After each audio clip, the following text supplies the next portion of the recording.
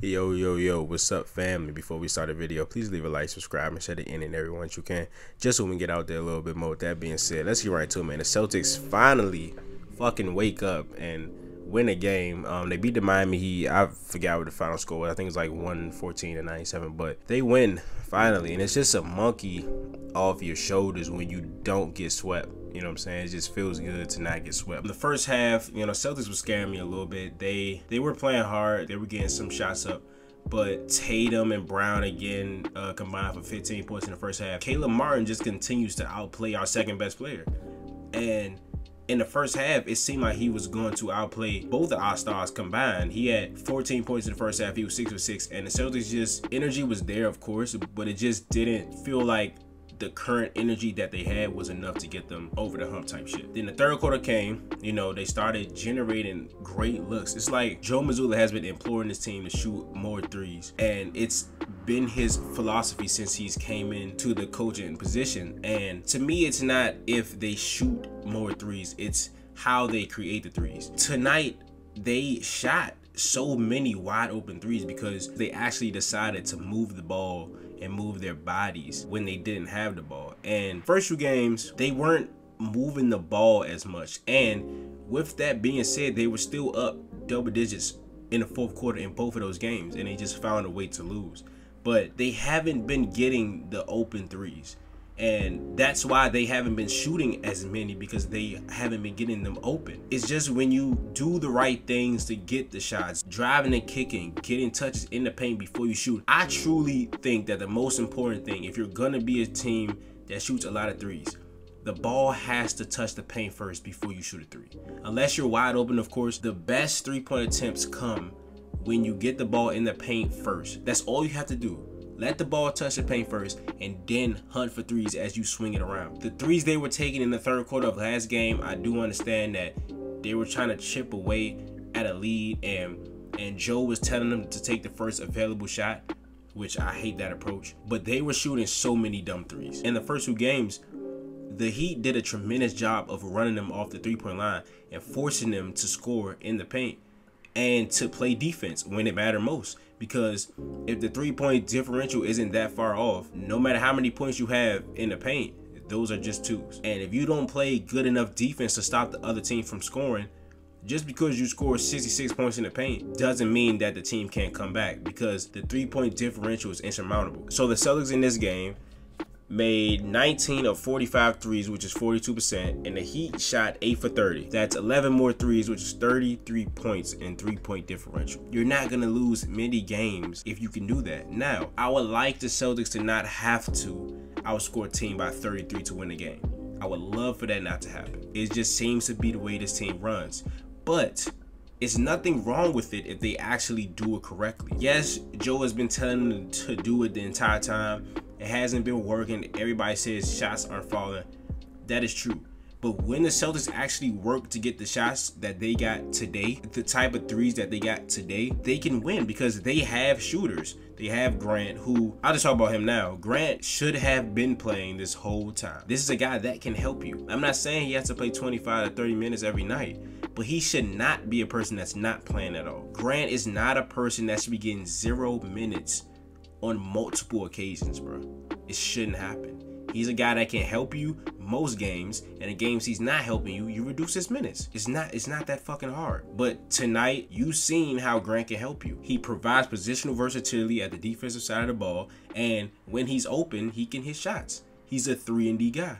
That's what the Celtics need. They need guys that can hit threes and defend multiple positions against this Heat team who have kept their pace up in this series. And the Celtics, despite having a blowout win, you can still glaringly see the mental errors. It was twice where the Celtics scored, and directly after they scored, they let Jimmy walk directly down the court and get a layup.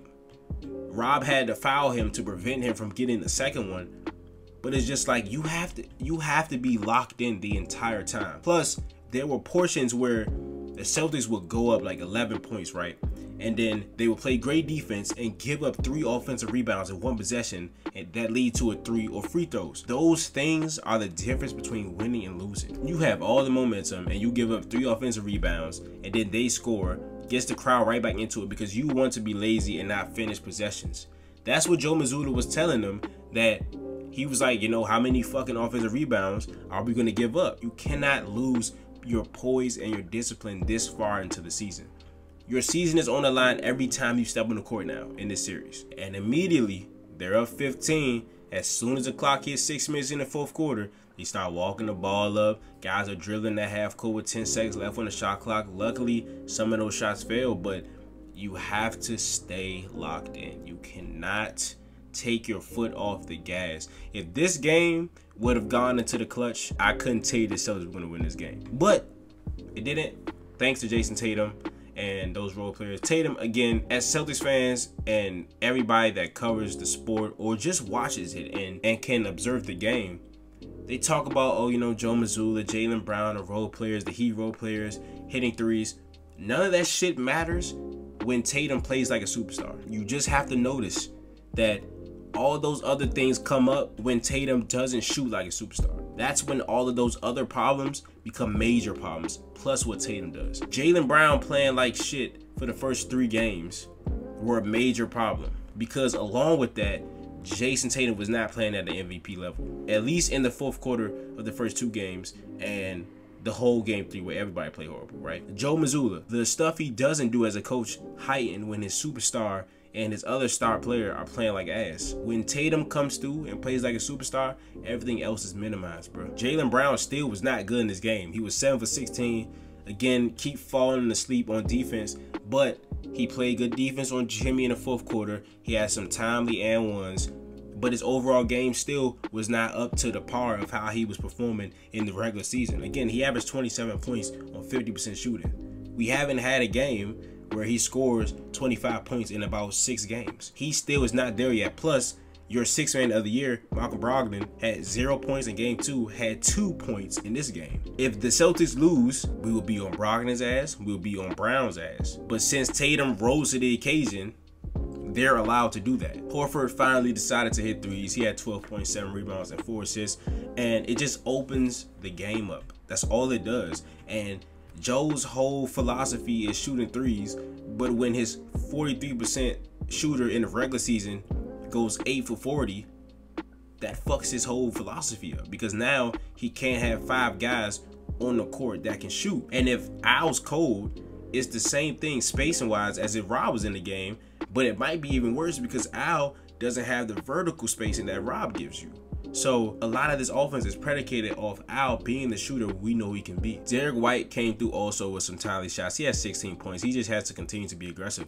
And these guys that aren't Tatum and Brown, they have to contribute and hit open shots. White got some good open shots. You know, he started high. I think he had like 8 points in the first quarter. Him being able to take Strus and Vincent and Robson off the dribble when the Celtics don't have anything to work with on that possession is key. He has to get those floaters and drive, hit that spin move in the paint. Everything helps at this point.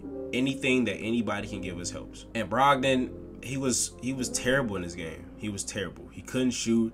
He was driving in no man's land. He missing layups, turning the ball over. I don't know what's wrong with him. Hopefully he can get it together because we do need him. I just hope he can give us something. We really need our 6th man to give us something if we're going to pull off this historic comeback. Rob was great in the first half on both sides of the ball. I think it was the best he's looked all series. Second half kind of dwindled down a little bit, but he's still impactful. And he looked real athletic tonight. He had a dunk where he just like threw the ball in the rim. I'm like, oh shit. And you know, those switches on Jimmy, he does get called for a couple of fouls, but there's not a lot of possessions where Jimmy's just downright scoring on Rob. It was great to see him and Al have an impact in the same game. Smart was giving me headaches in the first half, but he came through in the third quarter and the fourth, you know, imploring the team to run, finally hitting his open threes. These guards have to play at the level that they were playing at in the regular season. Smart, White, and Brogdon are all capable of being guys that can score the ball, facilitate, and defend at a high level. And